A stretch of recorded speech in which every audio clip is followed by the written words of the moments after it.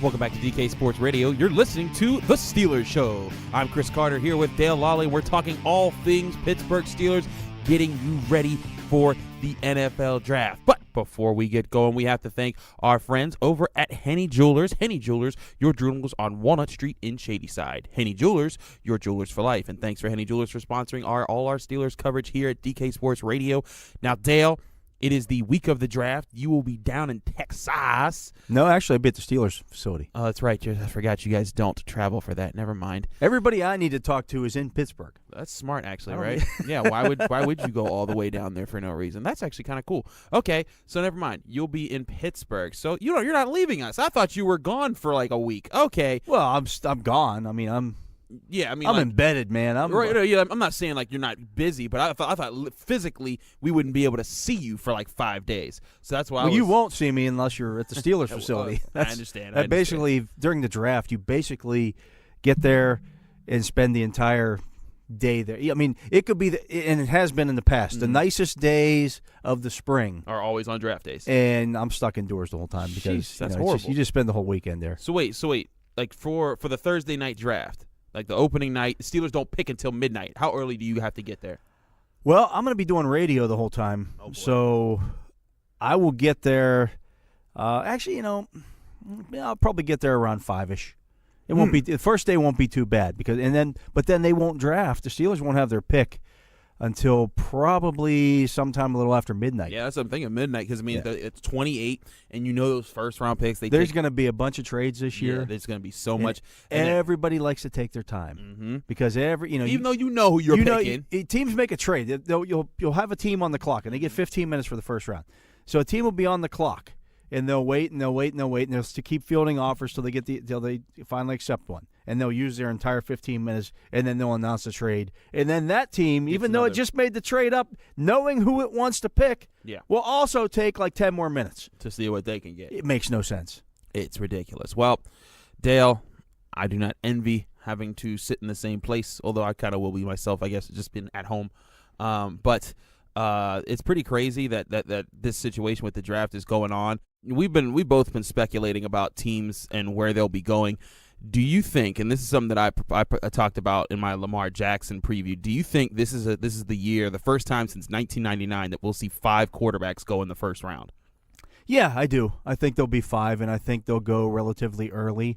They should all be gone by pick 15, somewhere in that range, which, again, if you're a team like the Steelers and you're picking at 28th, if 5 quarterbacks go in the top 15 picks, that's pushing 10 other guys, or at least 5 other guys down. Right. Because the top players in this draft are not quarterbacks. No. I think you look at Saquon Barkley, you look at Bradley Chubb, you look at Quentin Nelson. I mean, those are the top 3 players in the draft, and then you could even get some other guys. You're not even saying Minkah Fitzpatrick or Derwin James or those guys. I mean, there's some guys, there's some talent in this draft. I think if you were ranking these players based strictly on talent, your first quarterback probably doesn't come into play until around pick 10. Wow. But given the importance of the position, you're probably going to see 3 or 4 go in the first 10 picks, and then you're probably going to see another one, Lamar Jackson, go somewhere in the top 15 picks, just because it's such a position of need, and teams are going to be active trying to trade up and get the quarterback that they want.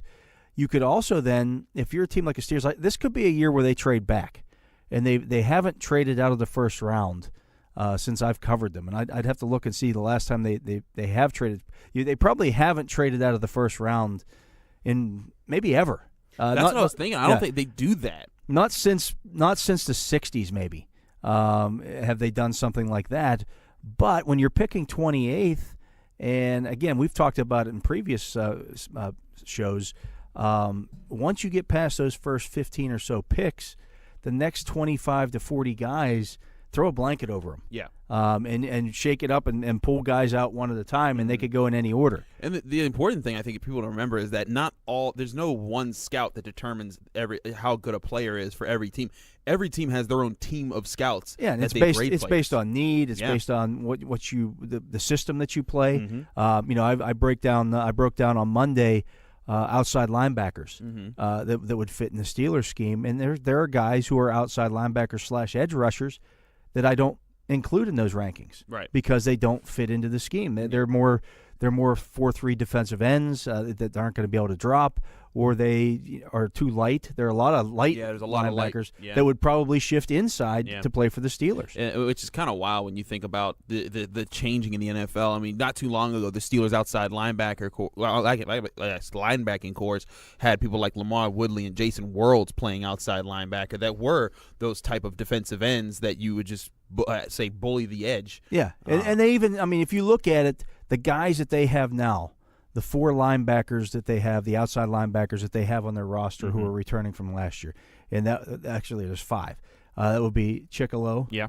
That would be Watt, Dupree, Farrington Huguenin, who spent the entire on the practice squad last season, and Keon Adams. Of those guys, the only one who played linebacker in college was J.J. Watt. Wow. The other 4 guys were all college defensive ends. You're always at a risk there, and it's been something that they've hit and they've missed on over the years, finding those defensive ends, those college defensive ends. And Chickalo even played some defensive tackle in college. Really? I didn't know that. But you're talking about guys, can they drop? Most of them are better running forward than they are going backwards. And you need to find those guys who are capable of doing both, and that's not always easy. I mean, that's why guys like Joey Porter were so unique. But when you look at Joey Porter's background, it wasn't that surprising. He went to Colorado State as a wide receiver. And then he switched to a defensive end slash. He basically was a hand in the dirt defensive end, but he had ball skills. He had the ability to run and drop and cover because he had been a wide receiver. And that kind of stuff that doesn't go away when you were able to do one type of thing that helps with your fluid hips, with how you transition from going one direction and flow into the next. That kind of stuff is very important. It's also why it's like a player like T.J. Watt, why they went and they made sure, hey, we're getting this guy because he can play on the edge, he can bring that kind of strength, and we can develop more of those pass rush moves. But his athleticism, as far as where he can get on the field, we absolutely need that. Yeah, and it wasn't a projection with T.J. You weren't looking at trying to project Alonzo Jackson. Can he drop into coverage? Or Stephen Conley, who was a great athlete, but was a defensive end in college and just couldn't do it. Now you've got T.J. Watt. And they did the same thing when they drafted Jarvis Jones. That was one thing that they pointed out with Jarvis Jones. Was, he was a linebacker in college, so it's not a projection for him. The only bad thing about Jarvis was he wasn't that athletic. No. He ran a 4.89 40. He was really bad. And that showed up. Now he had the sacks and stuff in college, but that didn't show up at the pro level because he was just beating guys that weren't that good. That weren't that good in college. So, I think with what they're asking their outside linebackers to do, drop more into coverage, you could see in the first 3 rounds this weekend, which would be by the end of Friday, you could see the Steelers take an outside linebacker at some point who's truly an outside linebacker. That'd be very interesting to see, and what that would look like for the defense and what that would do to their depth chart at the position, because I'm pretty sure Arthur Motes isn't coming back. Yeah, they kept 5 last year, right? Counting James Harrison when they finally got rid of him. But that's why James Harrison didn't play last year for this team, because they were asking their linebackers to drop more. Oh, there you go, schematics. We'll get more into who the Steelers might actually pick right after these messages. Miller Lite is the original light beer, and we'll always brew it to have more taste, with only 96 calories and 3.2 carbs. Because we believe that if you compromise on taste, you can taste the compromise. Miller Lite. Hold true. Great beer, great responsibility. 2018 Miller Brewing Company, Milwaukee, Wisconsin. Average analysis, 12 fluid ounces. Less than 1 gram protein, 0 grams fat. If you're one of the thousands of Western Pennsylvanians who love to get outdoors, then you need to check out this cool new website, stepoutside.org. Learn where, when, and how you can go camping, hiking, or hunting, or take part in power sports, shooting sports, or water sports in your local community or across the country at stepoutside.org, where everything you need to know is just a click away. That's stepoutside.org. What I want from my public accounting firm is big ideas. But I don't want to lose the personal attention. My company needs global capabilities. From a firm with local ownership. And I want to work with industry experts. Who take the time to understand my unique challenges. And that's what sets Schneider Downs apart. Expertise for the most complex business issues with the service you need every day. To learn how our big thinking with a personal focus can help your company, visit SchneiderDowns.com. Injured in an accident? Need assistance in preserving your business's interests? Let the attorneys at Bassey, Vreeland & Associates protect your legal rights. For over 65 years, Bassey, Vreeland & Associates has been representing the citizens and businesses of southwestern Pennsylvania. With offices strategically located in Washington and Charleroi, Bassey, Vreeland & Associates can deliver results for you throughout the Pittsburgh area. Visit www.bmvlaw.com or call 724-228-7000 to see how Bassey, Vreeland & Associates can meet your legal needs. Bassey, Vreeland & Associates. We fight, we care, we win.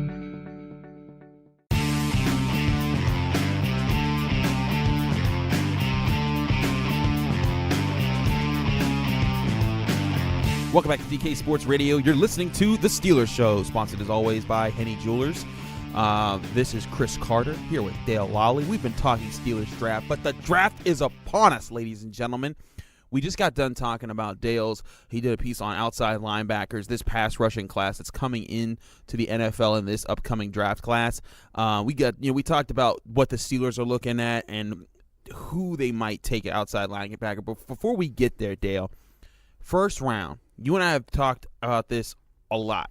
We've said, and we both are pretty much at the consensus that neither of the total 4 inside linebacker prospects that we have first-round grades on will be available. And that means Roquan Smith, Tremaine Edmonds, Leighton Vander Esch, Rashaan Evans, all off the board. That being considered, where do you think in your final talks that the Steelers are going to try and target if, say, if your next safeties are on the board, taking off Fitzpatrick and James, of course, or if one of those top 5 quarterbacks somehow falls to them? I think if all 4 of the inside linebackers are off the board, and the thing that could be the difference there is Leighton Vander Esch's neck. Mm-hmm. Some teams have flagged him medically because of a neck injury. The Steelers are not one of those teams. Gotcha. They have passed him medically. So some teams may take a pass on him. Now, whether they would then take Evans or whether they would go to a different position, that's what remains to be seen. So that could cause a little bit of a slide, and a team that is in need of an inside linebacker may take a pass and push those two, the second tier of inside linebackers, that being Evans and Vander Esch, down a little bit. Mm-hmm. So maybe one of them makes it to the Steelers. I have my doubts about that. But I think, all things being equal, I don't expect any of the quarterbacks to fall to the Steelers either. So I think safety is the safe pick. And, I'm leaning towards Justin Reed of Stanford as being the guy he gives them the most flexibility. Right. I think when you look at his ability to match up and play man coverage, the ability to play deep center field, he gives you a little bit of everything in those regards. When you look at some of the other guys, there are some guys there who you could take and say, okay, we're going to make Ronnie Harrison, for example. Right. We're going to take him and use him as a hybrid linebacker type, and that would work with him. He's a big, rangy, safety type, but he's not a center fielder. No, and you kind of need that because Sean Davis is a good safety, but I think he's a better strong safety than he would be that prototype center fielding safety. And I mean, he when you look at the athleticism, you want your center fielding safety to be fast. And Justin Reed ran a 4.4 flat at the combine. You saw that speed, and you saw it when he was playing in for Stanford. If a guy would get behind him, he would catch up real fast. He's like, oh, sorry, I missed that, and he just run up behind him. He has really good ball skills. I see him when he locks onto someone and it's a jump ball. He's playing the ball pretty well. That's the kind of guy you want to protect your defense deep down the field and provide assistance to cornerbacks when they're going up against those taller and faster receivers that are beating you deep. Yeah, and that's what they thought they were getting with Mike Mitchell, and Mitchell did, when he was healthy, did some of that kind of things. But, he missed some tackles. Yeah. And that's one of the knocks against Justin Reed is that he's not a tackler. He's not a great tackler. No. Ronnie Harrison. That's a tackler. That's a tackler. Yeah, I've seen his. I've done his tape. Woo. So we'll see. We'll see what happens. I mean, I think Jesse Bates is in play there as well. He's another true center fielder type with good hands and a willing tackler. He needs to put on a little bit of weight maybe to and muscle. But, we'll see. But I really think safety is the spot that they look at if everybody is not there. If Rashaan Evans, if Leighton Vander Esch aren't there, I think that's the next biggest need. They, currently have 4 safeties who have played in the NFL on their roster, but one of those is Nat Berhe, and he's a special teams guy. I don't even count him in the safety room. He's more of a your Chidi Awuma kind of guy who's you don't want him having to play in your base defense. Yeah, he's there for. I mean, and the guy's a hitter, but he doesn't. Yeah, he's not your prototype stable. Now, before we cut to our next break, I want to hit you real quick. It can be anywhere you want in this draft, but you mentioned outside linebackers and the potential of the Steelers adding to that group. If you had to pick one guy that you think will be available, that you think would be reasonable for the Steelers to take, who do you think that could be? Because there's plenty of guys out there. I like Lorenzo Carter out of Georgia. You got Sam Hubbard, who I think is going to go pretty early. Marcus Davenport's the guy that everyone's talking about. But is there a guy that you're looking at and you're saying this is the guy that fits the cover pass rush scheme that everyone's looking for? Because personally, for me, I think it would be important if the Steelers can add to the pass rushers. But I obviously recognize that coverage, and we saw the amount of coverage that Bud Dupree and T.J. Watt were asked to do, and how much interior heat the Steelers are putting on quarterbacks. So that being said, personally, before you give yours, I'm gonna give mine. Like I said, Lorenzo Carter, I liked watching that guy. It's not just because his last name's Carter, because the last guy was on the Steelers roster that was Carter. His actual name was Chris Carter. I remember when he got picked, I even met the guy once and showed him my ID, and he was like, "Oh my goodness, how did you know?" It was pretty wild meeting that guy. But Lorenzo Carter's my guy. I just think he's the kind of edge rusher that can be a hybrid in coverage. Who's your guy? Jannard Avery from Memphis in the 3rd round. Memphis. Okay.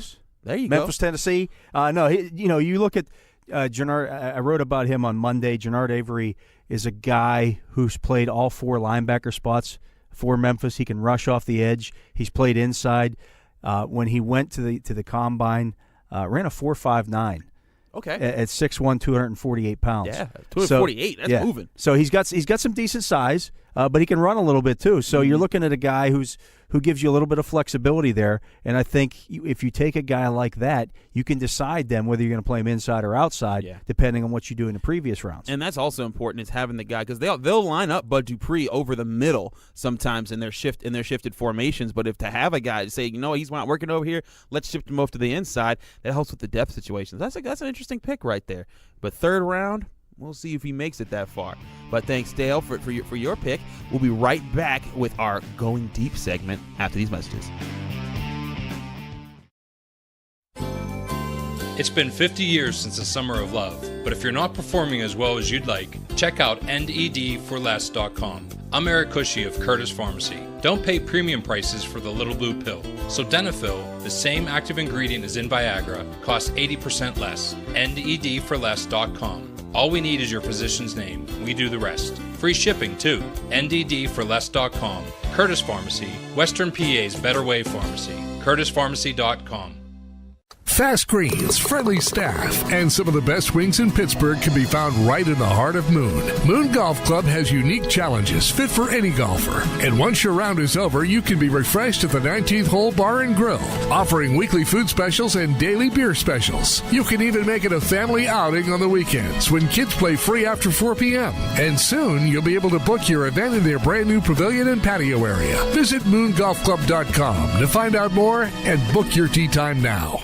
Point Park University can help you earn your degree. Choose from nearly 100 programs leading to bachelor's, master's, and doctoral degrees. Our career-focused programs are taught by faculty who share their real-world experience and practice what they teach. Point Park's downtown Pittsburgh campus gives you the opportunity to work with leading companies and organizations. Choose from on-campus or completely online. You can learn at your pace in the style that works for you. Call 1-800-321-0129 or visit pointpark.edu to learn more. DKPittsburghSports.com, our city's pioneering independent sports journalism site, now being replicated across the continent, is proud to offer one-of-a-kind coverage of our city's professional sports teams. Steelers, Penguins, Pirates, we go wherever they go. We follow their every move. We work to find the inside stories. We even managed to have a little fun on the job, including our live Q&A sessions with readers every day at 5. A subscription starts at just 99 cents for the first month, and if you like what you read, it's just $3.99 a month after that. We've built up 40,000 subscriptions in just 3 years. We've grown to 5 million page views a month. That's because we're Pittsburgh-born, Pittsburgh proud, and with the help of our readership community, we've been able to reach Pittsburghers near and far wherever they are. DKPittsburghSports.com. Coverage that connects.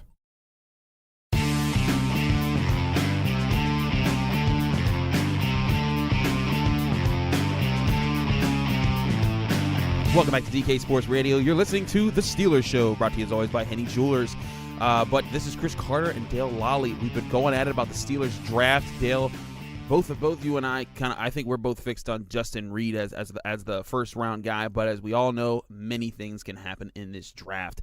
So we've covered that a lot. You can also read our dueling mock drafts. We have 2 of them up on DKPittsburghSports.com, as well as all our breakdowns in Carter's classrooms and Dale Lolley's weekly editions on what different positions the Steelers are looking at. So that being said, that's our draft coverage. But right now, it's time to get our game show on, and I'm going to stump Dale Lolley. He's going down today. It's going deep on Twitter time. You're going to try. I'm going to try. I'm going to try. This one's. I'm 2-0. Yeah, you are 2-0. I shouldn't have done Stephon Tuitt because you worked with Stephon Tuitt for like a year, and the first one was pretty easy. But yeah. So moving forward, voice of Twitter. Can we read this tweet? I never make excuses. I just play the hand I'm dealt with, and it's usually a good one. If I ever for a split second want to make an excuse for anything, first, I thank God for waking me up. Second, I will put this video on repeat. Positive mindset forever. #Shaleeve100. There you go, Dale. That was a long one too. But who you get 2 clues and 3 guesses. Is he currently on the roster? No. That's your first clue. Was he on the roster last year? No. That's your second clue. 3 guesses. Has he won a Super Bowl? I said you get 2 clues. You said 3. I said 2. I said 3 guesses, 2 clues. Oh, I thought you said 3. That's not fair. Okay. Now he can't win. All right, fine. Yes, he has a Super Bowl. He has a Super Bowl. Okay. Drop the Shaleeve on us. Mm-hmm. Has a Super Bowl. Yes. Former Steeler. Mm-hmm. Can I get a lifeline? Don't make me cuss here on this radio. Why can't you just take your loss like a man? I don't like to lose. I'm not going to lose this. My first guess is Ryan Clark. No. But a good guess, because Ryan Clark is all over the place with social media. And he's been supportive of Ryan Shazier. Yes. Well, that statement was much too intelligent for Ike Taylor, so I'm not going to guess Ike Taylor. Okay. There wasn't any New Orleans dropped into that. Yo, he's one of the funniest guys when he talks. No man. doubt about it. He said, yeah, it was yo, man. I said, although he did save me because I didn't know where the buses were when they were headed over to the practice field this summer. And he was like, hey, man, you look like you're looking for the buses. If you would have asked me what guys I thought would have futures on television or radio, Ike would have been very dead last. Very dead last, but he made a bit of himself. Okay. Brett Kiesel. No. I don't think Brett Kiesel tweets. He tweets some. He does? Yeah. Okay. He tweeted to James Harrison when James Harrison. He did say, he said we're going fishing. That's right. Yeah. I take it back.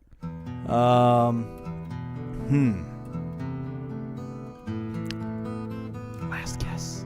You know, this isn't really fair. You're picking. I mean, there's thousands of guys. Oh, will you stop whining? Thousands. Why? Stop whining and take your loss. Thousands of guys. Thousands. First of all, there are not thousands of Steelers that use social media. Think of it that way. Well, there probably are. Not like right. Prominently. Okay, so hundreds. Okay, yes. Hundreds of former Steelers. This is meant to be a challenge. Hundreds of. Yeah. You're just mad because I got the first 2 right. Yeah, that's fine. But you ain't getting this one. Go ahead, guess. I am going to say. I'm just going to throw a name. Mel Blount. No.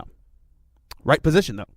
Now that you've lost the game, I did name 3 defensive backs. So yeah, you could have said right position long before this. This is really good radio, I gotta say. Well, I'll say it. Actually, you did say his name. Did I? Yes. Was it Ike Taylor? Yes, it was. Oh. I got Dale. You did not get Dale. I got Dale. You know, had I been able to see the tweet, it's not the face of Twitter. To be able it's to the look, voice of Twitter. Been able to look at the misspellings that were in that tweet. The misspelling. I will not let you slander this man. He did misspell forever, and want to. And what? No, wanna is acceptable. Wanna is acceptable. It is not acceptable. It is not a word. But had I seen the usage of the words and how they were put, I would have. Just take. I mentioned loss, Ike Taylor Dale. because that sounded way too intelligent for Ike. And had I seen the misspellings, I would have said that's Ike. Flexing into a microphone. That was Ike. But yes, it was Ike Taylor. But you gave it a good shot. But we'll change the format of this moving All on. right. We'll add some multiple choice. Multiple and you'll choice. Get one guess. I never failed a multiple choice test ever. Never. Ever. That's a lot. That's a lot of tests. That's cool. Well, there you go. Yeah, well, that's it. I got Dale. Yeah, baby. Let's clap it up. I still lead 2-1. Studio audience. I still lead 2-1, and you're using hundreds of people now. I said from the very first episode, this can be a current or a former Steeler. And in fact, your clue is usually, is he on the roster? Yes. Is he on offense or defense? I answered that. And then you get, like, for Juju, you were like, what conference is he playing? I had to say Pac-12. That gives it away. But I didn't give it away. Who else is on the Pac-12 on the Steelers offense that would probably use social media like that? Nobody. Well, that's your fault for choosing the guy who uses social media the most. Well, I felt like saying I gave you some leniency by even giving you that clue. I should have said that clue is not available, sir. But anyway, I don't want to play your game anymore. I don't play. Okay. But yes, just be sure to stay tuned to DK Sports Radio. Lots of great stuff on the Pirates, the Penguins, and the Steelers, all coming at you. Also, the Riverhounds are getting this season, and yeah, we're here covering it all. This on DKPittsburghSports.com.